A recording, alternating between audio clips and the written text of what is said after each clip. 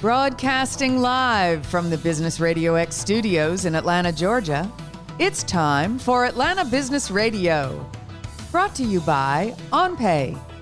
Built in Atlanta, OnPay is the top-rated payroll and HR software anywhere.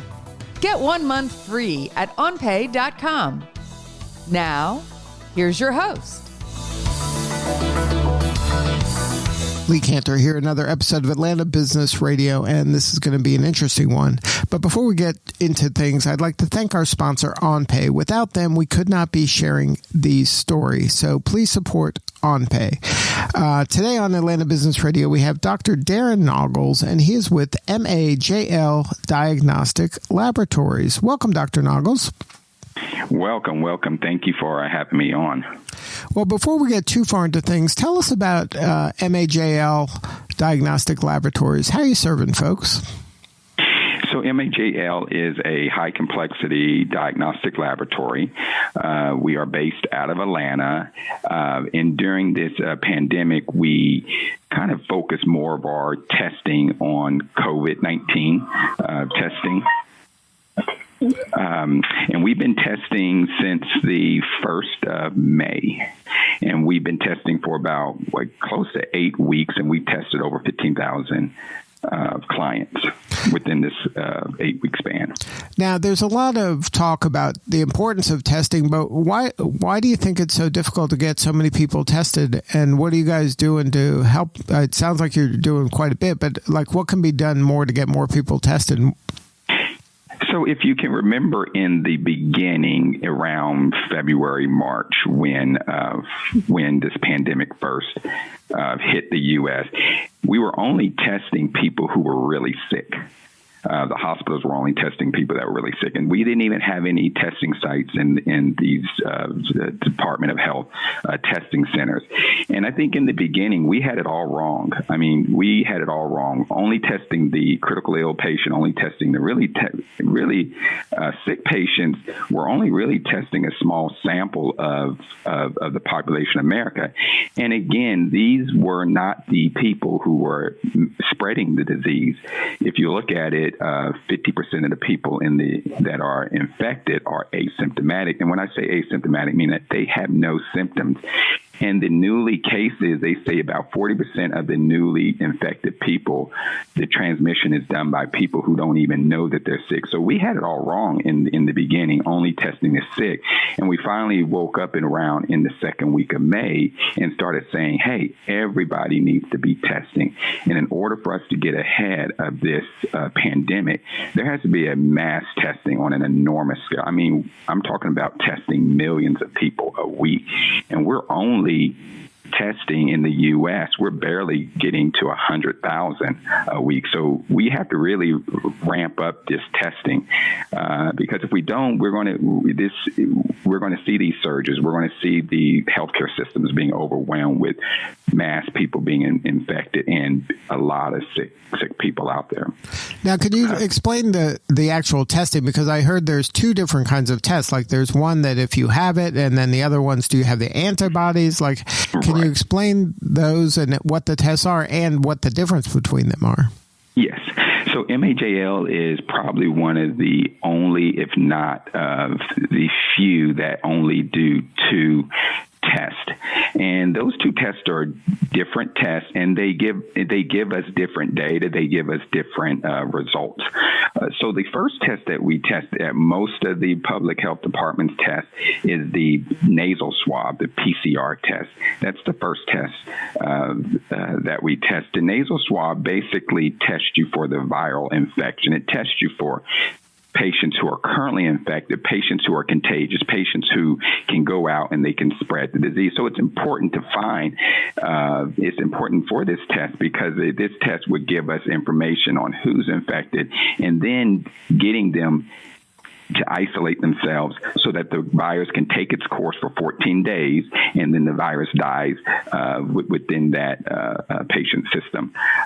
So that's the first test. The second test is the serological test. Now, the serological test is a test where we actually test the blood for antibodies. That's also important because once somebody's infected, your body develops antibodies within about 14 to 21 days after the infection. Once you have the antibodies, one, you have immunity. Two, the less likelihood that you're going to get reinfected. And probably the most important is that people who have antibodies, they usually can donate their plasma to patients who are really sick because your plasma has antibodies. So the first test is the nasal swab, where we actually put the a Q-tip in the nose, the nostril, and we collect the sample. The second test is the blood test, where we actually send for the antibodies. Two different tests. They give you two different results and two different data that we can use and collect in the future. Now, do we have any kind of do we have enough data to know, okay, X number of people or whatever percent of the population is going to get this or has it, this many have the antibody? So, like how much knowledge do we even have at this point? So we can only go by the numbers, and this is why it's so important for mass testing. We're not going to have a good set of numbers unless we get a large population of the U.S. has been tested. If you look at it, I think last week, maybe a couple of days ago, we were about 12 million people in the U.S. have been tested. So 12 million people, and we're like, 350 million people? That's less than 10% of the population that's been infected. And of that 12 million that's been that we tested, I think the population where it's 1 million, around 1 million that has been that's been infected. So that's a really low number to really look at the U.S. and say, hey, does the U.S., how many numbers are we testing? And two, important with the antibodies is that in order for us, before we can actually have immunity, there's two forms of immunity that we can get, either through vaccine, which that's a year from now, or our body develops a natural immunity to where we actually been infected and we produce the antibodies. And a good predictor of us moving forward in really reopening up the country is knowing how many people in the U.S. have immunity, and they call this herd immunity. So if you're saying 10% of the people have only been tested, and 1 million of those have only tested positive, then that's a small portion of America that has immunity. So we still have a long ways to go in order for us to say, okay, we in America, we as this country have a substantial amount of people that have tested positive that have immunity, so we can probably move forward in reopening businesses in a healthy way and in a phase-like manner. Now, so it sounds like we don't have enough data yet to know kind of what to do next, really, and we're just kind of making best guesses based on a limited amount of information. You're right. And so when you're doing things like that, that's where people may make wrong assumptions because they don't have enough data to know what's what. Now, is this disease affecting people? Like I know that it was affecting like the elderly at a much greater case. Are there other groups of people that are affecting maybe in a not the norm way that they're being affected more? Probably, and I think the word that we always look for is there a group of people that are affected disproportionately to another group of people? Yeah. In the beginning, we only saw that we only thought that elderly people over 65 were being infected. But then we started looking at more and more data. Really, we started looking at the areas in the country where there was what we call the epicenter, where there was a large surge of new cases, people getting sick. And we look at cities like New Orleans. We look at cities like New York. 70% of the mortality rate in New Orleans were African Americans. African Americans only represent 30% of the city of New Orleans. So 70%. So we look at, we looked at these people and like, what do these people have in common? One, that they have multiple medical problems such as diabetes, hypertension, cardiovascular disease, stroke, lung problems. And if you look at the way we as African Americans are graded in to prove the risk of these diseases, African Americans are at the top of the list at the increased risk of diabetes, hypertension, cardiovascular disease. So you see that in these portion of people, they're going to be infected more. They're going to have the most mortality rate. So yeah, it is disproportional of affecting African Americans more than any other race. And I think the second race is Latinos, and then Native Americans, and then Caucasians or white people are really down on the bottom list. And it just tells you exactly where these ethnic groups lie as far as risk of these certain diseases, and we're always at the top. And then this isn't to say that it sounds like it's an equal opportunity virus in the sense that anybody can get it, but the people who get it the worst are people who have health issues, and a lot of times those people are minorities. Right. So now in your lab, since you've been doing this, what have you learned? What have we learned? So we've tested over 15. So every test site, we do about maybe 300 to 400 tests per day. And at our sites, what I've learned is that we do the antibody test, and we actually can get the results immediately. And in every group, if we were to take that 400 patients that we saw that day, and that patient represent the population. And in our population, it's just not African Americans. It's African Americans, Latinos, and white. So it's an equal distribution of patients that kind of can represent the U.S. population. And out of that 400 people who we test, usually we get about 10% of the people, between 8 to 10% of the people have test positive for the antibodies, meaning that 8 to 10% of the people have immunity to the disease. So if you look at that and you say, okay, let's let that represent the U.S. population, we can extrapolate from that, and say, hey, only about 8 to 10% of the U.S. population has immunity, which that's really low. In order for us to really look at the health of the U.S. when responding to this pandemic, we have to at least get about 30 to 35% of the U.S. population to have immunity to test positive for the antibodies. And then that way we can open up certain businesses in a safe manner. But the only way to get this antibodies is to be impacted by the virus. Right. So it's kind of a catch-22, right? Which is a good and bad thing. But again, until we get the vaccine, the only way that people are going to get through this disease is to have immunity, and the only way that we're not going to be. So if I don't have the vaccine, if I have the antibody and I have immunity to it, I can go to work without, one, knowing that I'm not going to get reinfected, and two, meaning that if I do get reinfected, I likely will not suffer the severity of the disease.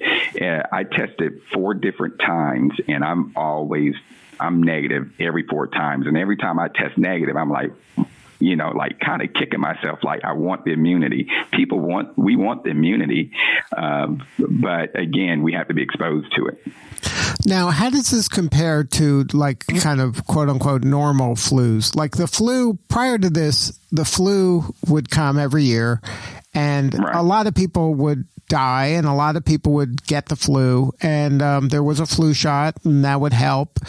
But is this just mean like the new normal is like, say, hypothetically, on average, say 60,000 people died of the normal flu.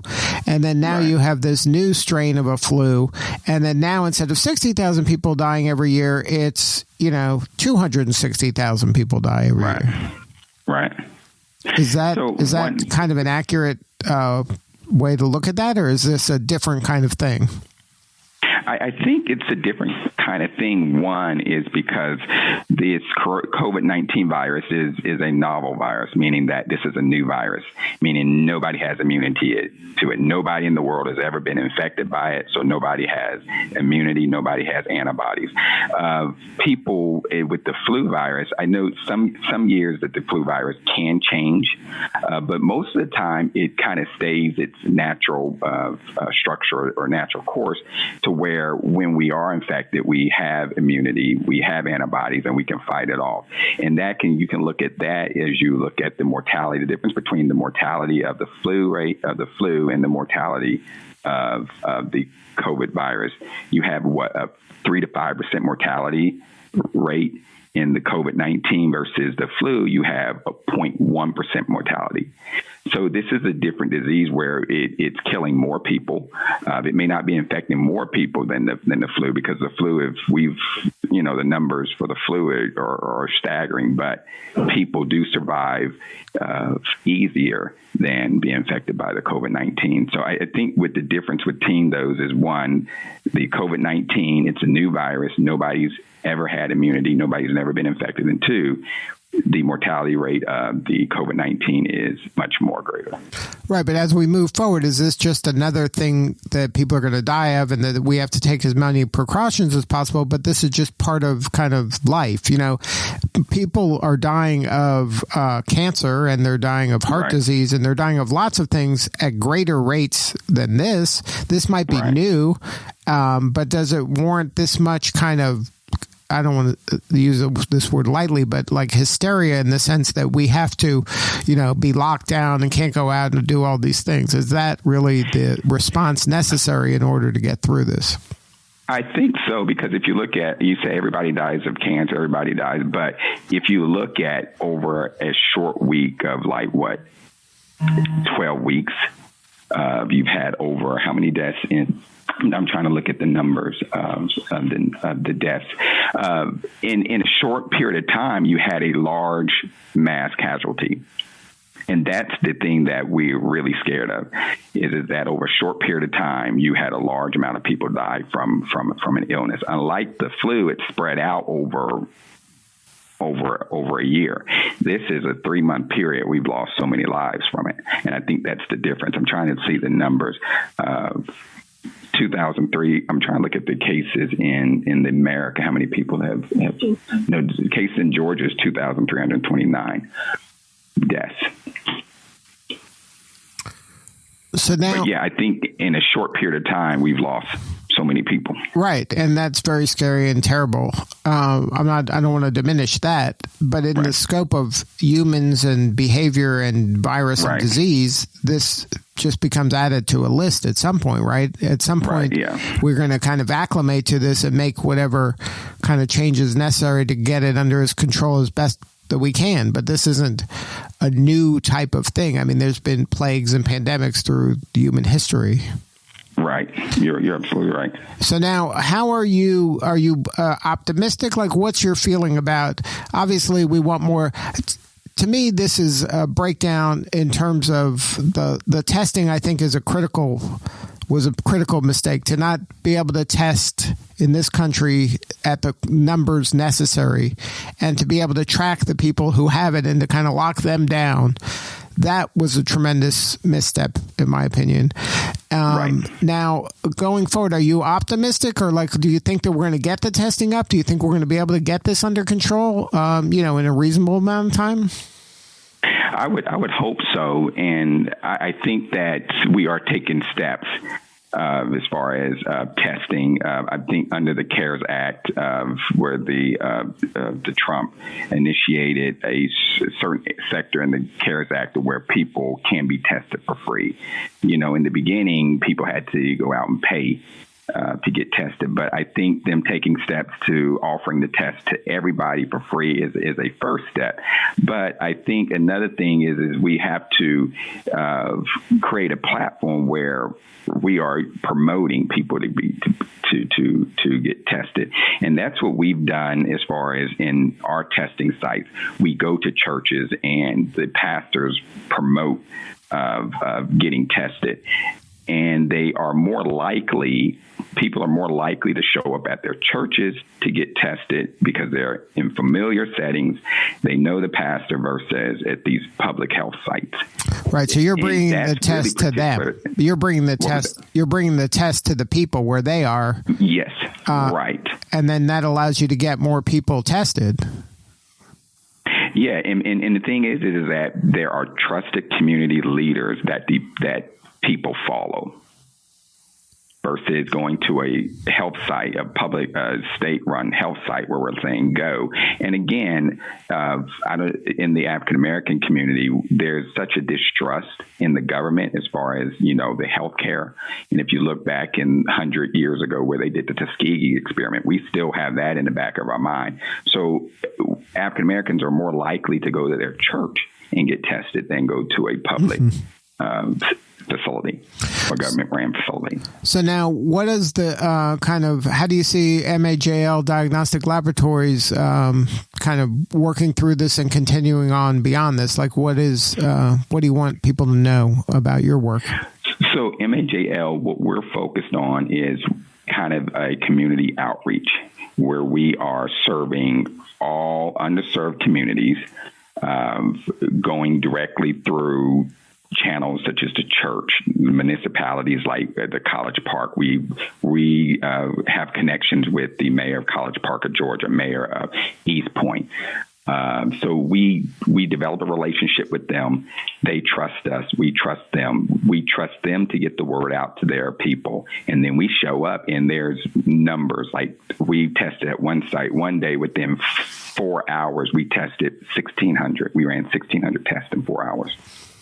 And that's the nasal swab? Because that's pretty fast, right? Like, you can really do that pretty quickly. Yeah, that's pretty quick. We do 2 tests. We do the serological test and the nasal swab at our sites. So when you're going out there, the person's being tested for both each time? Now, how often do you have to get tested? Because it would seem like I get tested today and then I can go to, the store and then come back and now I have it. This is why this thing is going to be around for a long time. And in my motto, and I came up with the motto, my motto is we should be testing millions. We should have tested early. We should continue to test late. And we should continue to test over and over and over until this pandemic is over. So people are going to be tested. People should be tested more than one time. If you test positive for the antibodies, then you probably don't need to ever be tested again because you have the antibodies. So until you develop the antibodies, you should be tested numerous times. Even when you become sick, you should be tested again and again. So again, we are just scratching the surface on this testing sites, and we should dig deeper. And understand that this is something that's not a one-time deal thing, and then that people need to be tested over and over. Again, I'm tested 4 times, and I work in the emergency department. I'm an emergency medicine physician, and one of our units is designated to taking care of COVID-19 sick patients. And twice a week, I'm in that unit for 10 hours a day, suited up in my PPE uniform. And, and some of the nurses, again, with the healthcare workers, some of them aren't even wearing proper PPE. So we got to address that, too. Now, this is something that, like you said, we're going to be dealing with this for a while now.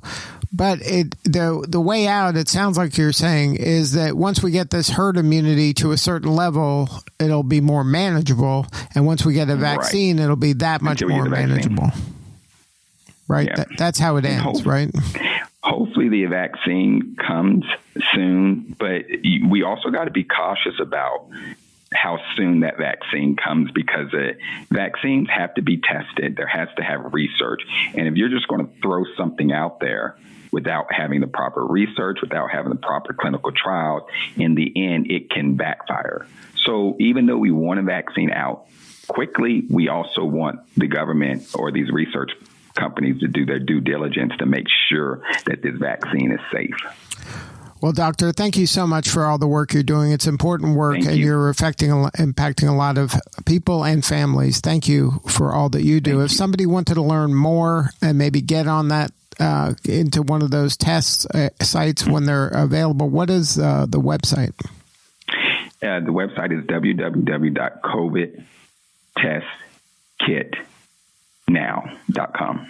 And then you can go there and you can find out where the testing is being held, or yes, you can find out all the areas that we will be testing. We usually have our schedule booked a week in advance, so we know exactly where we're going to be 7 days out. Yep. And it's important. This is something people should go and make the time to be tested. This is just from the community needs it, but you also need that kind of peace of mind to know where you're at. And if you're asymptomatic, you don't want to be spreading this. Right. Good stuff, Doctor. Right. Thank you so much for sharing your story today. Thank you. Thank you for having me. All right. This is Lee Cantor. We will see you all next time on Atlanta Business Radio. And remember, we could not be doing this work without the support of our sponsor, OnPay. Please support them so we can continue to share these important stories. Today's episode of Atlanta Business Radio is brought to you by OnPay. Built in Atlanta, OnPay is the top-rated payroll and HR software anywhere. Get 1 month free at onpay.com.